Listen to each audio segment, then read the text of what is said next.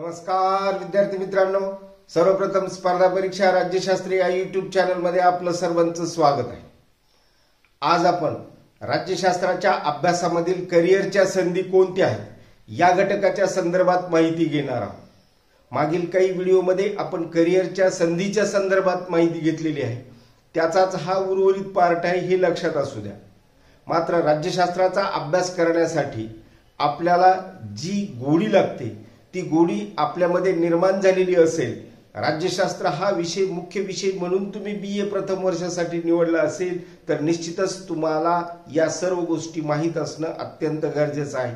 त्याचबरोबर जे विद्यार्थी राज्यशास्त्राचा अभ्यास करू इच्छितात त्यांच्यासाठी सुद्धा हा घटक महत्त्वाचा आहे। म्हणूनच या चॅनलवर तुम्ही सर्वांनी कनेक्ट राहणे आणि त्याचबरोबर आपलं हे चॅनल सर्वप्रथम सबस्क्राइब करून घेणे, आलेलं बेल आयकॉन प्रेस करणे आणि सर्व विद्यार्थी मित्रांना हे व्हिडिओ शेअर करणे, कमेंटच्या माध्यमातून फीडबॅकची नोंद करणे, म्हणजे पुढील व्हिडिओ अशाच पद्धतीचे मला देता येतात, या सर्व गोष्टी अपेक्षित आहे। विद्यार्थी मित्रांनो, राज्यशास्त्राचा अभ्यास करण्यासाठी मनामध्ये एक जिद्द लागते आणि अपेक्षित यशासाठी जी प्रयत्नाची जोड लागते ती करण्याचा प्रयत्न आपण या स्पर्धा परीक्षा राज्यशास्त्र यूट्यूब चॅनलच्या अंतर्गत करत असतो। मात्र या वर्षापासून तुम्हाला BA प्रथम वर्षासाठी विद्यापीठानेच अभ्यासक्रमामध्ये राज्यशास्त्राच्या अभ्यासामधील करिअरच्या संधी कोणकोणत्या आहेत हा अभ्यासक्रम ठेवल्यामुळे हे तुम्हाला सर्व आपल्या अभ्यासक्रमाच्या अनुषंगाने तर अपेक्षित आहेच, त्याचबरोबर तुमच्या स्पर्धा परीक्षांचा अभ्यास करण्यासाठी सुद्धा अपेक्षित आहे। हा अभ्यास महत्त्वाचा झालेला आहे आणि त्याचबरोबर तुम्हाला करिअरची संधी सुद्धा मिळणार आहे, हे लक्षात असू द्या। सर्वप्रथम आपल्या राज्यशास्त्राच्या अभ्यासाचं महत्त्व आज संपूर्ण जगामध्ये तर आहेच आहे, त्याचबरोबर प्रत्येक व्यक्तीच्या जीवनामध्ये बदल घडून येण्यासाठी तो ज्या पद्धतीने जगत असतो त्यामध्ये सुद्धा राज्यशास्त्राच्या अभ्यासाची निकड आहे, हे लक्षात असू द्या। म्हणून आपल्याला राज्यशास्त्राचा अभ्यास करण्यासाठी त्यामध्ये कुठल्या पद्धतीच्या करिअरच्या संधी आहेत हे सुद्धा पाहणं अपेक्षित आहे। सर्वप्रथम आपल्याला काय घ्यायचं आहे तर आपण हा भाग लक्षात घेऊ शकतो की ज्यावेळेस आपण स्पर्धा परीक्षांचा अभ्यास करत असतो त्यामध्ये MPSC किंवा UPSC सारख्या ज्या काही परीक्षा आहेत या परीक्षेमध्ये आज बहुतेक विद्यार्थी राज्यशास्त्र या विषयाची निवड करतात। म्हणजेच या दोन परीक्षा तर आहेच, त्याचबरोबर इतर परीक्षांमध्ये सुद्धा अभ्यास करण्यासाठी राज्यशास्त्राच्या घटकांतर्गत प्रश्न विचारले जातात आणि राज्यशास्त्राचा अभ्यास जे कोणी विद्यार्थी स्पर्धा परीक्षा देत असतात त्यांना अभ्यास करावाच लागतो, हे सत्य आहे। त्यांना काही मार्क्स आपोआपच मिळत असतात, हे सुद्धा सत्य आहे। म्हणून सर्वप्रथम राज्यशास्त्राच्या अभ्यासाच्या ज्या काही संधी आहेत म्हणजे करिअरच्या ज्या काही संधी आहेत त्या संधीमध्ये UPSC असेल आणि MPSC असेल, या दोनही मुख्य परीक्षेमध्ये आपल्याला या सर्व गोष्टी महत्त्वाच्या ठरतात, म्हणून हा अभ्यास करणं आवश्यक आहे। त्याचबरोबर आपण आजच्या या व्हिडिओमध्ये ज्या काही गोष्टी दिलेल्या आहेत त्या गोष्टी या आपल्या पूर्ण व्हिडिओचा भाग आहेत, हे लक्षात असू द्या। म्हणजेच या 10 गोष्टी या ठिकाणी आपण दिलेल्या आहेत। दुसऱ्या पार्टमध्ये अशाच पद्धतीचा पूर्ण एक व्हिडिओ देऊन त्यामध्ये 10 गोष्टी दिलेल्या आहेत, म्हणजे या 2 भागामध्ये तुम्हाला ही माहिती लक्षात घ्यायची। पहिली जी काही संधी आहे तुम्हाला राज्यशास्त्राच्या अभ्यासामधील करिअरच्या संधीची ती म्हणजे कायद्याचा अभ्यास। त्यामध्ये तुम्ही ज्यावेळेस कायद्याचा अभ्यास करत असतात त्यावेळेस तुम्हाला कायद्याच्या अभ्यासाच्या माध्यमातून तुम्ही भविष्यामध्ये चांगला वकील बनू शकतात, त्यानंतर तुम्ही चांगला जज बनू शकतात आणि त्याचबरोबर कायद्याच्या अभ्यासामधील सर्व संधी तुम्हाला अशा पद्धतीच्या मिळतात ज्यावेळेस तुम्ही राज्यशास्त्राचा अभ्यास करत असतात, हे लक्षात असू द्या। म्हणजेच आपल्याला जर समजा चांगलं करिअर करायचं असेल, राज्यशास्त्राच्या अभ्यासामधून तुम्हाला चांगल्या गोष्टी मिळवायच्या असतील तर प्रथम तुम्हाला ही बाब लक्षात असायला पाहिजे। दुसरा जो काही भाग आपण या ठिकाणी दिलेला आहे, दुसरी जी काही संधी आहे तुमची तीच म्हणजे लोकप्रतिनिधींचे मार्गदर्शक म्हणून काम करण्याची संधी। जे लोकप्रतिनिधी आपण आपल्या व्यवस्थेमध्ये निवडून देत असतो त्या निवडून दिलेल्या लोकप्रतिनिधींना असंख्य अशा स्वरूपाची कामे असतात आणि ज्यावेळेस ते काम करत असतात त्यांना विशेष करून वेगवेगळ्या विषयावर त्यांना भाषणे दररोज द्यावी लागत असतात. आता त्यांच्याकडे तेवढा वेळ नसल्यामुळे त्यांना ज्या मदतनीसाची गरज असते अशा वेळेला जो विद्यार्थी राज्यशास्त्राचा अभ्यास करत असतो किंवा राज्यशास्त्राच्या अभ्यासाच्या माध्यमातून बऱ्याचशा गोष्टी शिकलेला असतो, त्याला राज्यशास्त्राची ज्यावेळेस जाण निर्माण झालेली असते, असा विद्यार्थी सहज अशा लोकप्रतिनिधींना मार्गदर्शन करू शकतो. त्याला मदत केल्याच्या नंतर त्याचं करिअर तिथून पुढे सुरू होतं. ही आपण प्रत्यक्ष जीवनामध्ये सुद्धा पाहतो. म्हणून दुसरी जी काही संधी आहे ती अशा पद्धतीची लोकप्रतिनिधींना मार्गदर्शन करण्याची संधी. तिसरा जो काही मुद्दा आपण या ठिकाणी घेतलेला आहे, राजकीय विश्लेषकाचे काम मिळते.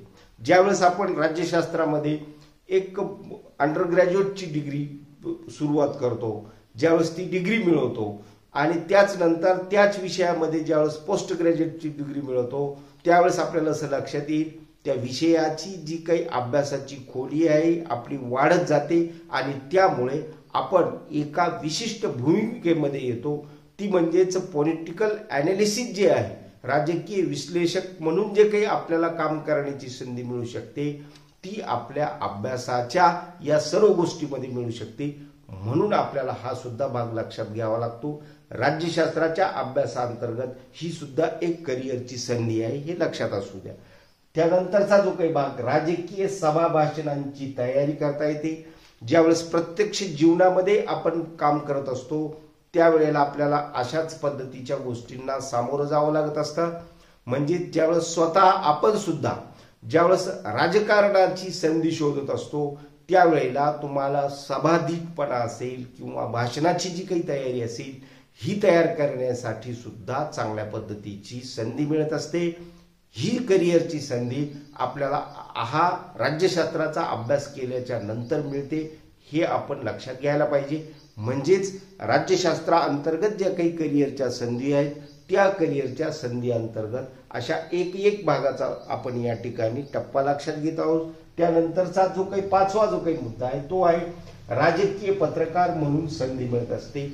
आज सोशल मीडियाचा जमाना आहे हे लक्षात घ्या.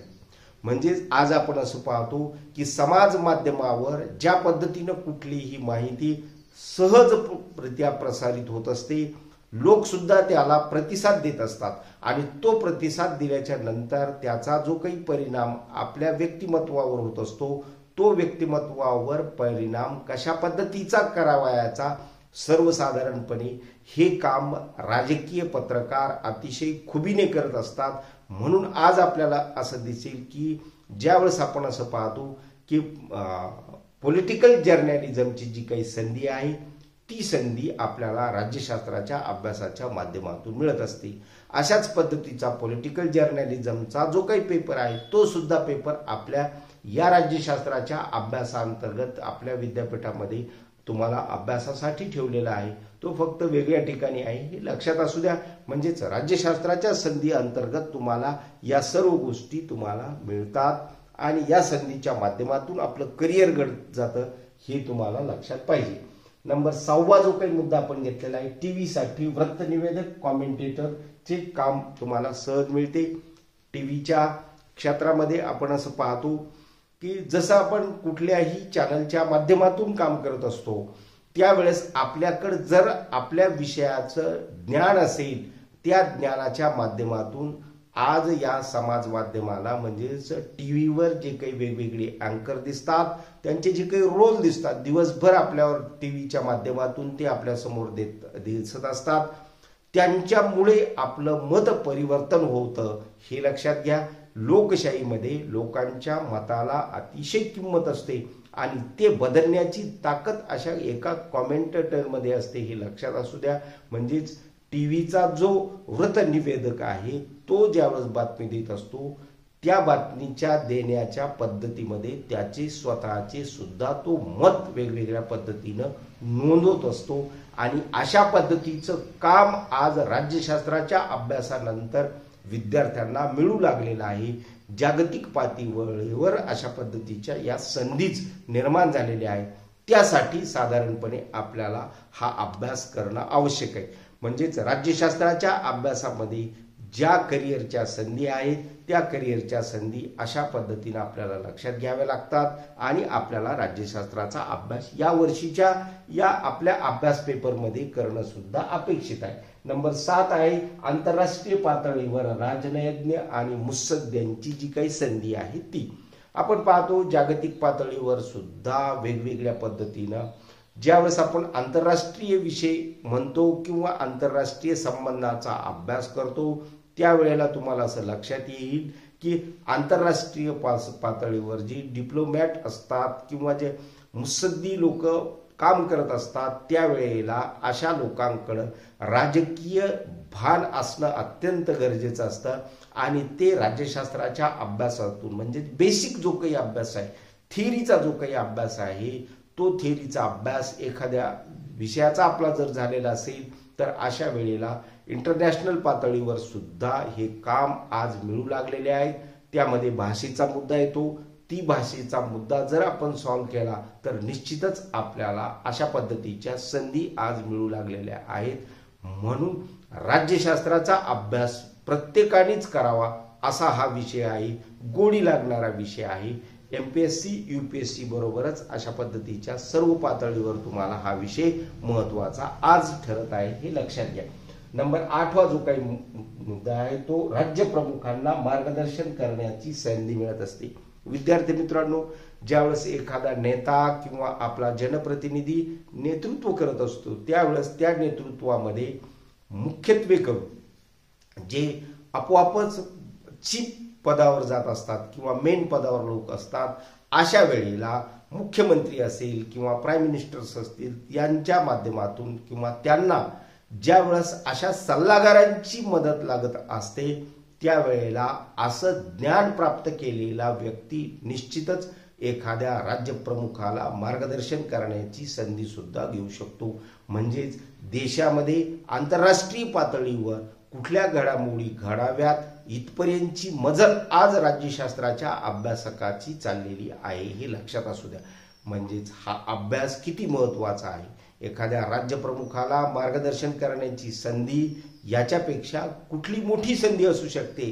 त्यामुळे ज्या विद्यार्थ्यांना राज्यशास्त्राचा अभ्यास करावायचा आहे अशा सर्व विद्यार्थ्यांच्यासाठी ही बाब महत्वाची आहे की त्यांच्या करिअरच्या संधीमध्ये ही एक संधी सुद्धा महत्वाची ठरते. ती लक्षात घेणं आपल्याला अपेक्षित आहे. आजच्या या आपल्या चर्चेचा जो काही भाग आहे तो आहे 9वा संशोधनातून राजकीय अनुमान देता येते. आज जागतिक पातळीवर वेगवेगळ्या पद्धतीचे दृष्टिकोन विकसित झालेले आहेत. अभ्यासाच्या संदर्भात सुद्धा ही बाब अभ्यासकांनी महत्वाची करून दाखवलेली आहे. मग ते अनुमान असतील किंवा मग आपण असं पाहतो की ज्यावेळेस निवडणुका होतात त्या माध्यमातून जे काही अनुमान तर्कवितर्क जे काही लढवले जातात त्याच्यासाठी सुद्धा एक विशिष्ट ऑथेंटिक अभ्यासाची पद्धत आपल्याला माहीत पाहिजे. ती माहीत होण्याची पद्धत राज्यशास्त्रामध्ये आम्ही प्रत्येक वेळेस विद्यार्थ्यांना शिकवत असतो.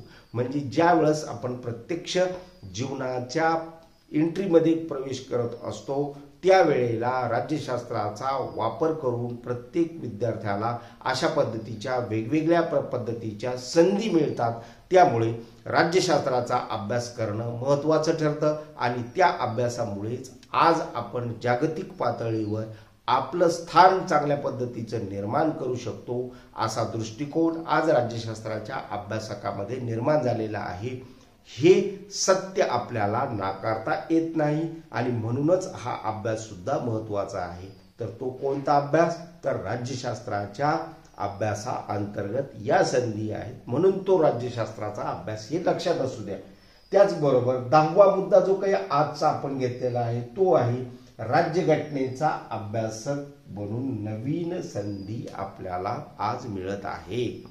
नवीन शैक्षणिक धोरणाचा जर तुम्ही अभ्यास करत असताल किंवा तुम्हाला काही गोष्टी माहीत झालेल्या असतील तर निश्चित तुम्हाला ही गोष्ट सुद्धा माहीत झालेली असेल की आज प्रत्येक शाखेमध्ये राज्यघटनेचा अभ्यास कंपल्सरी होत चाललेला आहे आणि अशा राज्यघटनेच्या कंपल्शनच्या अभ्यासामध्ये राज्यशास्त्राच्या विद्यार्थ्यांना चांगल्यात चांगली संधी आज मिळून येणार आहे हे लक्षात असू द्या. म्हणजे जसा जसा काळ बदलत जाईल तसतसा अभ्यासाची व्याप्ती सुद्धा बदलत जाते, हे लक्षात असू द्या. त्याच दृष्टीने राज्यशास्त्रा अंतर्गत सुद्धा आज ज्या अशा संधी निर्माण झालेल्या आहेत त्याच्यामधील ही राज्यघटनेच्या अभ्यासाची संधी आहे. कारण आपण असं पाहतो की समाजामध्ये सुद्धा वेगवेगळे लोक राज्यघटनेवर बोलत असतात, इतर विषयावर बोलत असतात, त्यांचा कुठलाही अभ्यास बऱ्याच वेळेस नसतो, तरी पण ते रेटून बोलत असतात.